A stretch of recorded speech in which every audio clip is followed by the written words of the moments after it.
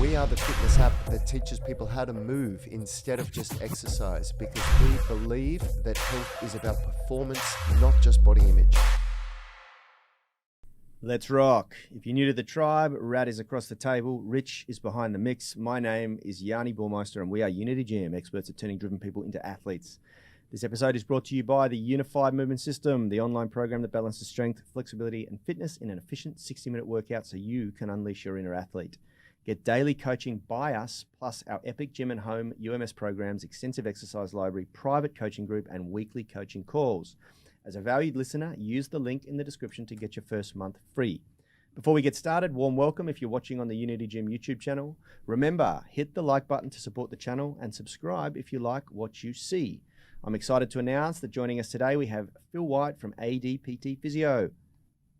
Phil, if you didn't know, has been working in the fitness industry since 2012, first as a remedial massage therapist, and then went on to study exercise and sports science and a doctor of physiotherapy, postgraduate degree. Now he runs ADPT Physio, where they specialize in delivering the athlete rehab experience to everyone. Phil's been a massage therapist to the GWS Giants AFL team, Olympians, Paralympians, and a number of other professional athletes. Welcome to the show, bro. Thanks. And yeah, I think this kind of massage experience paired with the sports science and physio is now the perfect combination of things to talk about what we're talking about today. Yeah, which is a question that came from Andy Lawson in the UMS Movement Mastermind group. Andy asked, is there an optimum time to use massage guns, pre or post-workout? I currently use a Theragun as part of my warm-up, but also try to use post-workout, though sometimes not till several hours later. Does it matter? So let's tackle the massage, Theragun and foam rolling debate head on. And yeah, we're going to sort of uncover whether we think they're useful, whether we like them, whether we use them ourselves, and when is the best time and how to use them. So we may as well... straight up, before we, because I know Phil could absolutely digest this and devour it, but first we'll share Rad and my experience. I am a big proponent of massage guns and foam rollers and massage balls. I usually use them either on my days off or before my workout as part of a sort of warm-up or prep. What I find that they do really, really well is they raise your sort of your discomfort tolerance level, your pain threshold, which allows me to train a little bit harder. It's sort of like doing as much for the brain as it is for the tissues that I'm massaging.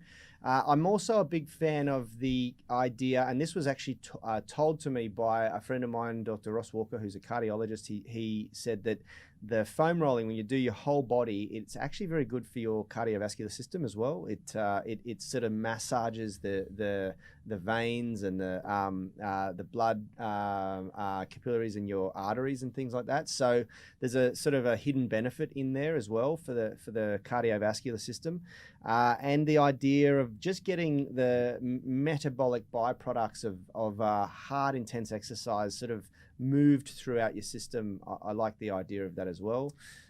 Yeah, Phil's shaking his head in the corner over here. We'll talk about that one later on. Yeah. So I'm going to first start saying that what I'm about to say is I'm not a scientist, I'm not a doctor, I'm not a physiotherapist. So none of what I'm about to say has any research behind it except for done on myself. But I can tell you right now, for me, before a workout, if I am training hard and I am experiencing DOMS, and the kind of DOMS that I experience sometimes, it makes me feel like my range of motion is literally half of what it is when I try to go into a workout. Like I can barely squat down all the way without going, oh, like this. And if I use the Theragun... do you really do that? You go... And if I use the Theragun on the really tight parts of my body, it dramatically improves my comfort and ability to go into that workout, and it basically reduces the amount of time needed for me to warm up and get to a point where I can access my full range of motion, actively. So that is my personal experience with it. And so is that massage gun or foam roller or massage? Both. Yeah, both. Yeah. So proponent.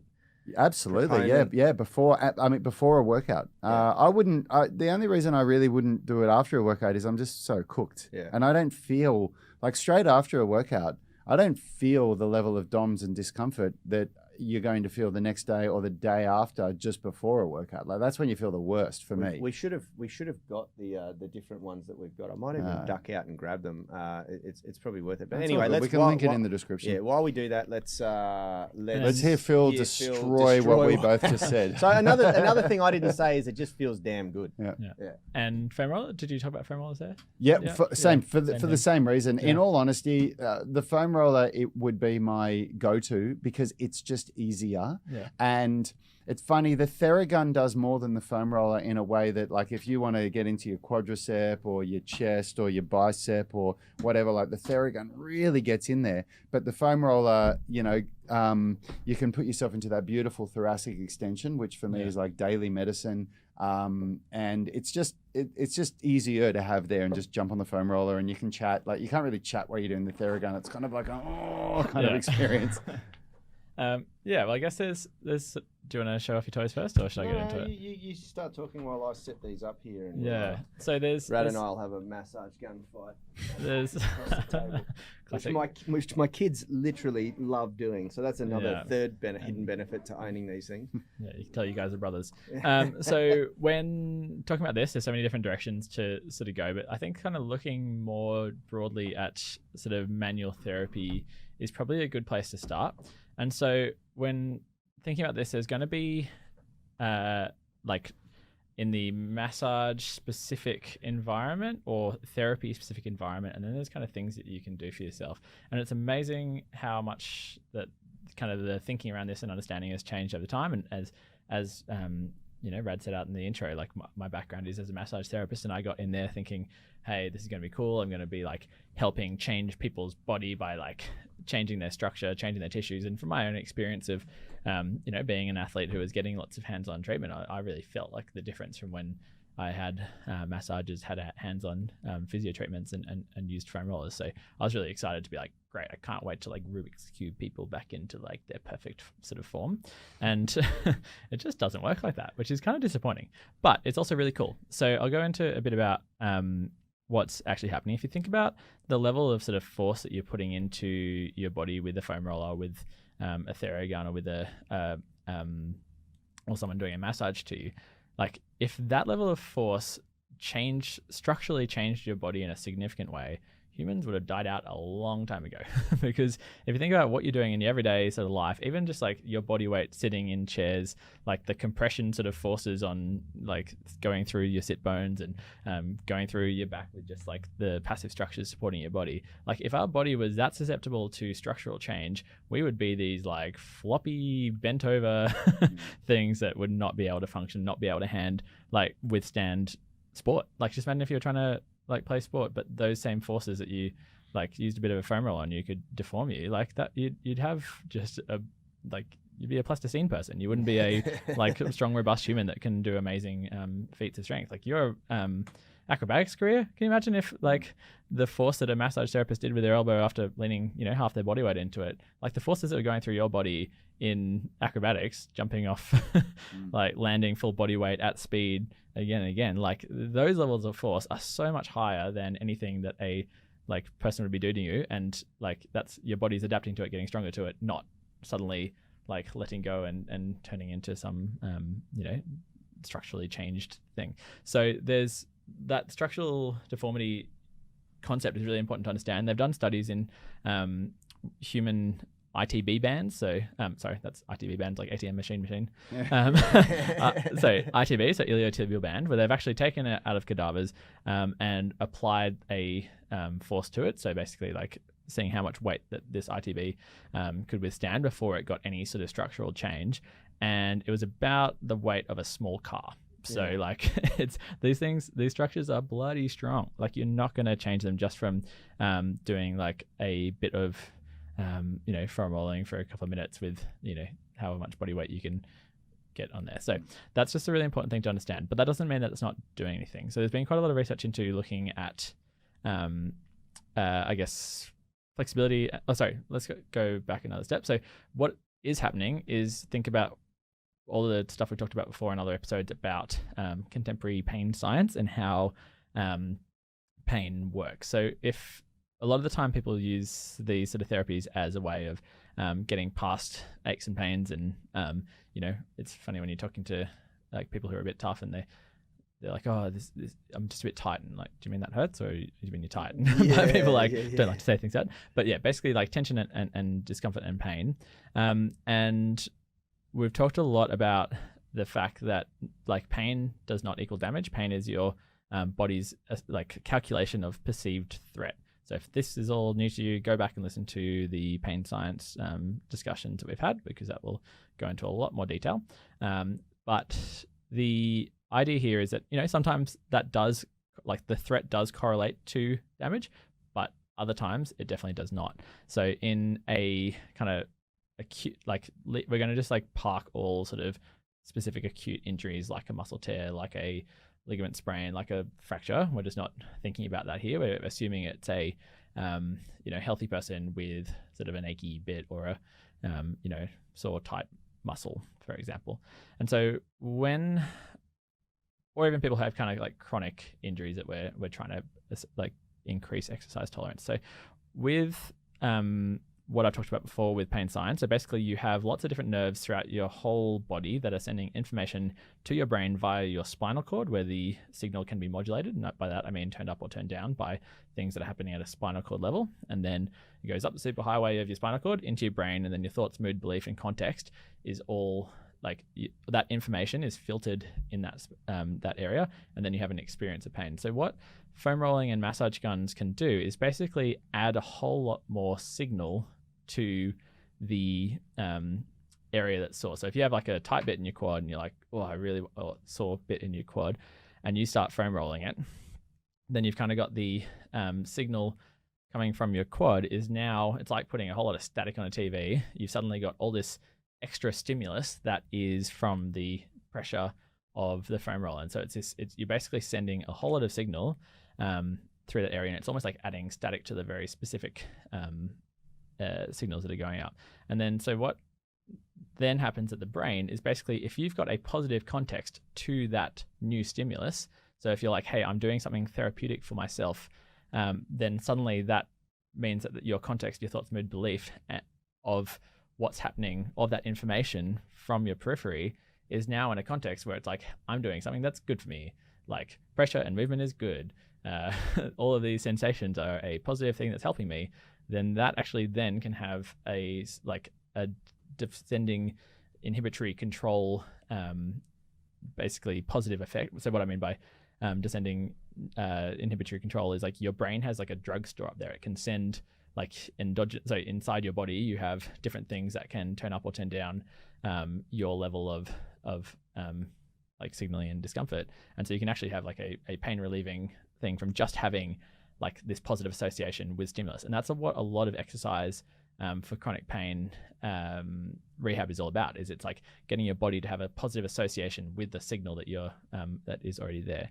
So I know this is a whole lot of information, but just to quickly on that, before I do some clarifications, they've done some really good studies about that idea of like the fact that even having like a positive association or a healing association does actually change your pain perception. So they had these studies with, you can even work with sticking your hand in really cold water. You know how like cold water is like, it's bloody uncomfortable in your hand, like, oh, aches. It can be quite intense. But they've done a study where it was looking at basically like sticking your hand in cold water. And then one group was told that when they did an electric shock to the lower limb, that if you had the hand in cold water, that would make it feel better.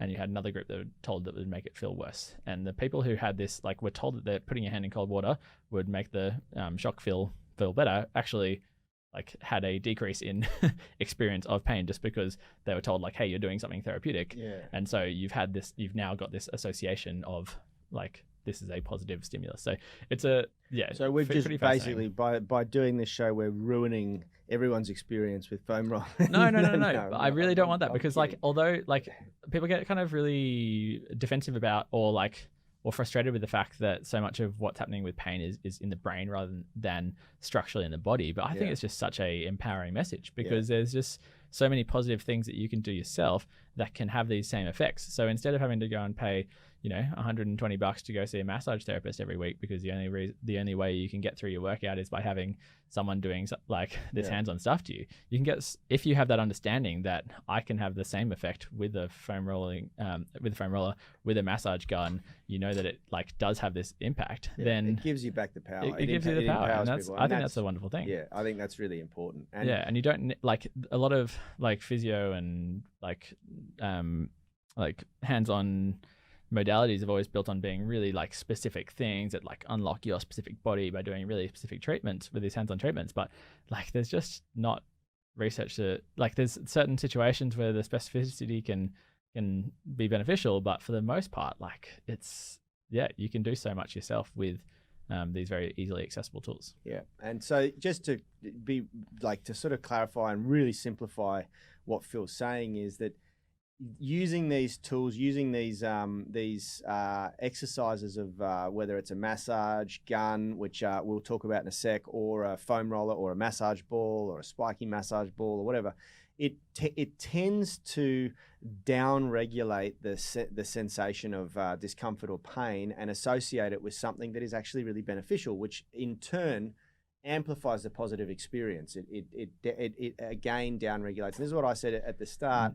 I find that it will allow me to train harder because it sort of desensitizes me to the feeling of discomfort or that an exercise can put you in, that an exercise session can put you in, you know, and that you got to understand that there are so many great benefits to training and lifting heavy weights and pushing yourself hard in a cardio workout, whatever. And one of the main ones is the idea or the notion of callousing the mind. You know, you sort of the more you push yourself, the more you can handle, and that's one of the hidden benefits to exercise that people don't really understand, and that carries over to everything in life. It carries over to how you deal with emotional stress, psychological stress, all sorts of different stuff. You know. Yeah, and with this idea of pain being your body's like perception of body's perceived threat, like you can't just tell yourself like consciously that, hey, like this is good, this is fine for me. Like they've done lots of studies into like whether just psychological interventions and education is enough to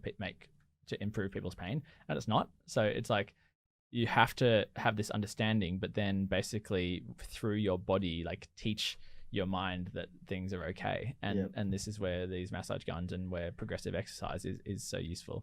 And so, if you do want to look more into this, the term, which I remember we talked about this on the podcast like last year, the diffuse noxious inhibitory control was the fancy term for this. So if you do want to like go and dive deeper into it, or we could do a future episode or something, like a bit into more detail, but I think that's probably does that make sense to you, Rad? Absolutely. Yeah, absolutely. I mean, I was quite disheartened when you first explained to me the way that these things work, because I really wanted to believe that there was something more going on when I was getting massaged and when I was using these things. But we've had these talks many, many times now over the years, and it makes sense to me. Yeah. And it for me, it actually reinforces as to why I do these things, because at the end of the day, sometimes these little 1%ers or 2%ers can really, make a difference for you. Yeah. And at times it certainly does allow me to keep doing what I'm doing. And there was some research just looking into, again, like if it's not talking about pain, but like rather range of motion, because you guys are talking about how you find it much easier to move once you've done the foam rolling, for example. And there was looking into studies looking into foam rolling, and basically you could get an increased range of motion while still maintaining strength. Whereas we've talked about a lot before, if you're increasing range of motion by stretching really hard before a strength workout, that can actually decrease your strength. So it's a great way of building that range of motion. But it's probably happening from a neurological action rather than a structural action. And it's interesting because we used to our 18-minute stretching routine is it's literally our old warm-up from a few years ago, and it takes 18 minutes. If usually in the workout we allowed 20 minutes for it because there's a bit of fudge factor teaching people, but when we removed it, one of the big things that people complained about was that we had removed foam rolling, because 10 minutes of it is foam rolling the entire body, 5 to 10 minutes. And the thing is that, and people complain, what we did was we wanted to make our workouts more efficient, and a 20-minute warm-up just wasn't efficient. And so we've really dialed in our warm-up now to 10 minutes to be very specific to what the body needs to be prepared for a workout, because that's what the warm-up is. It's the warm-up, not the workout, for a UMS workout. But we had a lot of kickback from members saying, oh, I really wish you hadn't have taken the foam rolling out of the warm-up. And the reason was because it kind of hacks the system and it makes them feel really good. People that are coming in feeling a little bit displaced or discombobulated or a little bit sore after that foam rolling session that we covered from head to toe, basically, they feel really good. And they were associating that good feeling to the whole workout, which is important, you know, but we sort of went, well, what do we want to do? Do we want to get someone a result, or do we want to just make them feel good? And we had to make a really hard decision that the result was more important to the majority of people than just coming and feeling good, you know? And so, yeah, it's sort of interesting anyway. Yeah. And just quickly on the other factors that people sometimes think about being impacted by foam rolling. So you're talking about the circulation and the flushing of metabolic byproducts of exercise. They looked into circulation, and basically like it's not going to be like doing light exercise will also increase your circulation. Yeah. Like what you're specifically talking about with that Ross Walker would have been mentioning is like with your calves, for example, because you've got the way that the veins work, you've got this series of one-way valves that with your arteries, your blood's actively pumped from your heart, but whereas your venous system, so your veins, the blood returns to your body by a series of kind of muscle pumps. And so when you're walking, it's basically it's like squishing the blood up, and it doesn't go backwards because of the one-way valves. And that's why with airplanes, they were talking about like moving your calves a lot so you don't get deep vein thrombosis. So like there's potential there that if you're like doing the foam rolling, you can be kind of like doing kind of a physical muscle pump there. So, and your capillary system throughout your whole body, like there is sort of some there, but like it wouldn't be a make or break whether or not your blood's going to flow. Like your blood's going to flow if you move. And there is a lot of evidence to prove that the best way to get your blood flowing is just a moderate intensity cardio exactly. workout. And so, but then with metabolic byproducts, there was research into this, and there was no difference in metabolic byproducts. So creatine kinase and other factors that kind of show like muscle damage and stuff. But again, the great thing is that the body is really good at doing that just by itself. by itself. So again, cardio, a little bit of cardio is a really great way to do that. Yeah. So those are the kind of other factors that people often think are involved, but just kind of probably aren't as important as you think. So again, use before exercise makes more sense to me than spending ages doing it afterwards, because it's more about getting your body prepared to do something and feeling good about doing something, rather than having this idea that it's going to enhance your recovery in some way, because it doesn't seem to be likely that it's going to enhance your recovery unless you're using it as like a nice active recovery thing that you like stops you from doing something too intense and cutting back your thing. Falls in alignment with the way that Aaron trains as well. Whenever we train with Aaron, he always starts every workout with a bit of foam rolling, and he uses it as well as the way that he describes it is he uses it as a self check-in to really just see how his body feels, and maybe like, oh, that's a little bit tight going on there, and it'll not tight. Yeah, well, whatever. it'll give him feedback as to what he may need to pay attention to or avoid in a workout based on the feedback that he gets from the foam. So can I now play with my toys? No, I just want to talk about one more thing. Sorry. Right. So with your toys, with the Theragun or the massage gun that you have there, basically there is a potential other mechanism action that is still in sort of like early stages of understanding, which is the vibration aspect of it. Because with foam rolling, obviously you've just got like that direct pressure, but with massage guns, it is the vibrational aspect, and there's kind of quite a lot of interest in looking at it seems like there could be some potential benefit in I always got to make sure I get the right thing, so high velocity, low amplitude, so high speed but low intensity. So there's potential that there could be some like metabolic things going on with that type of vibrational stimulus. And there's you go into like midday TV and there's the people standing on vibration boards where it's like a similar sort of concept. They were because huge a couple of years ago. I actually met a guy who had wasted a truckload of money buying them and just couldn't get rid of them after a while. Yeah, so there's been some interest in that idea of high velocity, low amplitude vibration and its effect on the metabolic system. But again, like it's not going to be the make or break whether or not you reach your health and fitness goals, and it's still in very early stages of understanding. So just for those people who are watching and they've heard about that, like there might be something there, but I wouldn't like be that wouldn't be the reason why I'd like get one. But that also would suggest that like you're probably better off taking that sort of vibrational approach to things rather than the jackhammer approach of high amplitude and high velocity, or high amplitude and low velocity. So that's again speed and pressure. So try and go for like lower pressure and higher speed to get potentially some of that vibrational benefit. But yeah, like which brings me to my tools. So they're absolutely not created equal, and the one that we tend to use is the Theragun. This is a Theragun PRO, which is way more powerful than the Musage. But if you're just going for what you were just talking about, then the Musage is probably really good. It is, and I'll give you a demonstration on the table here. This one goes to what they call 20, and this one. Oh my god. Yeah, right. Harder ball, but Yeah. I don't think that was a very good demonstration, really. But this one is a lot less Especially for powerful than podcasts. this one. Yeah. So you just be aware of that. But Different attachments to that. this one I think is about $150 or $200 Australian, and this one's about $900. So yeah, very, very different motors, very, very different tools.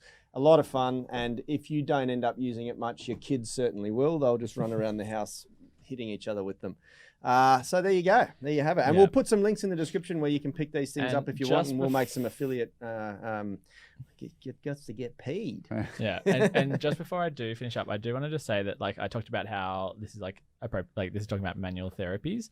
So we were talking about like kind of equating massage and foam rolling as being the same, but there are other effects within a massage that can have like more positive effect than just a foam roller. So it's not exactly the same just doing a foam rolling session versus doing a massage, because one of the really great things about massage is that like time where you just like able to completely relax, mentally switch off, have, you know, a therapeutic alliance with the person who's caring about you, and like human touch is a really powerful thing. And that ability to properly relax, whereas when you're foam rolling, you're never really relaxed. Yeah. So I just want to say for all those people who do like massages out there, and as a previous massage therapist myself, like there definitely are benefits to seeing a person for a really good quality remedial massage, but a lot of the kind of effects you can do by yourself. So anyone who wants to know Phil's address to send him abusive messages and letters, if you're a massage therapist, he lives at. I'm going to get taken down by Big Theragun. Remember that Simpsons episode where Homer finds that that deranged bin, if you fell over it, it fixed all your spine problems, and all the chiropractors started attacking him. Oh, gold. Anyway, that's all we got time for today, guys. Great discussion. As always, thank you very much, Phil. If you want to find Phil offline or on the line, he's online. Available at ADPT Physio on Instagram. And if you want to book an online or an in-person consult, you can get him at adpt.physio. And he'd love to catch up with you. Thanks, everyone. Great chat as always, and we'll catch you in our next episode of the Sound of Movement podcast. Stop! If you've made it this far, then you really need to hear this. Have you ever noticed how two people with similar intellect and goals can take the same information and produce completely different results? How does that work? Let's think about it. Does it come down to luck, experience, timing? Truth is, it's none of the above. But it has to do with why the world's smartest people aren't necessarily the most successful. But yet, some people seem to achieve success no matter what. The majority don't, because we're information junkies but lack the ability to implement. We go from one book to the next, course after course, YouTube video after YouTube video, hoping the next piece of content will hold the solution. But the difference between success and mediocrity is implementation, not education. Otherwise, education would guarantee success. But the hard reality is that it doesn't, because there's not a book, a blueprint, a course, seminar, or YouTube video on the planet that does the work for you. Only you have the power to execute. Now, once you arrive at that realization, you just need a proven system that ticks 3 boxes. Number 1, it needs to be efficient enough to meet the demand of your current lifestyle, because lifestyle changes are the hardest changes to make. Number 2, It must align with your personal needs and goals, because following the wrong map will lead you to the wrong destination every single time. And number 3, it should be science-backed with a proven track record, because time is your most valuable asset and time wasted will not be returned.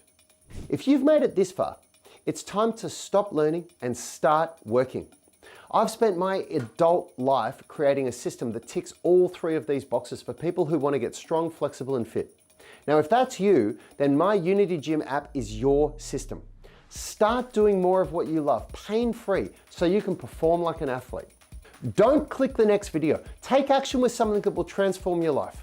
Click the link here and be coached by me and my team for less than $2 a day with my Unity Gym app. I look forward to meeting you inside.